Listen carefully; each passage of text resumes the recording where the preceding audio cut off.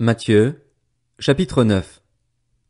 Jésus monta dans une barque, traversa le lac et se rendit dans sa ville. Des personnes lui amenèrent un paralysé couché sur une civière. Voyant leur foi, Jésus dit au paralysé, « Prends courage, mon enfant, tes péchés te sont pardonnés. » Alors, quelques spécialistes de la loi se dirent en eux-mêmes, « Cet homme blasphème. » Mais Jésus connaissait leurs pensées. Il dit, « Pourquoi avez-vous de mauvaises pensées en vous-même? En effet, qu'est-ce qui est le plus facile à dire? Tes péchés te sont pardonnés? Ou lève-toi et marche? Afin que vous sachiez que le Fils de l'homme a sur la terre le pouvoir de pardonner les péchés, lève-toi, dit-il alors au paralysé, prends ta civière et retourne chez toi. L'homme se leva et rentra chez lui. Quand la foule vit cela, elle fut émerveillée et célébra la gloire de Dieu qui a donné un tel pouvoir aux hommes. Jésus partit de là. En passant, il vit un homme assis au bureau des taxes et qui s'appelait Matthieu. Il lui dit, « Suis-moi. » Cet homme se leva et le suivit. Comme Jésus était à table dans la maison, beaucoup de collecteurs d'impôts et de pécheurs vinrent se mettre à table avec lui et avec ses disciples.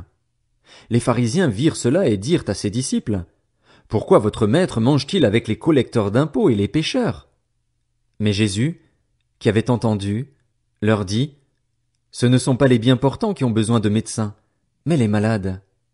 Allez apprendre ce que signifie « Je désire la bonté » et non les sacrifices.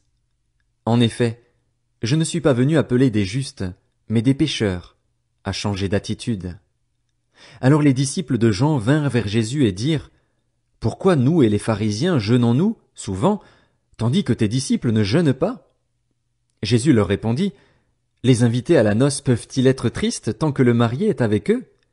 Les jours viendront où le marié leur sera enlevé, et alors ils jeûneront.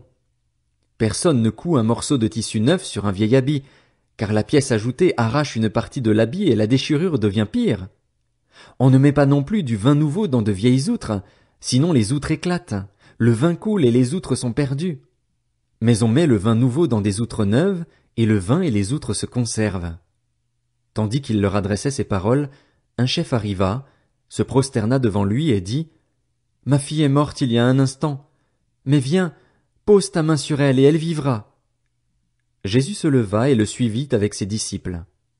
C'est alors qu'une femme qui souffrait d'hémorragie depuis 12 ans s'approcha par derrière et toucha le bord de son vêtement, car elle se disait, « Si je peux seulement toucher son vêtement, je serai guérie. » Jésus se retourna et dit en la voyant, « Prends courage, ma fille, ta foi t'a sauvée. » Et cette femme fut guérie dès ce moment. Lorsque Jésus fut arrivé à la maison du chef, il vit les joueurs de flûte et la foule bruyante.